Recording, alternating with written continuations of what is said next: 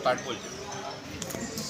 ભગવાન વિશ્વકર્માના જન્મ એટલે માસુદ તેરસના દિવસે એટલે કે આજના દિવસે એમનો જન્મ થયો હતો.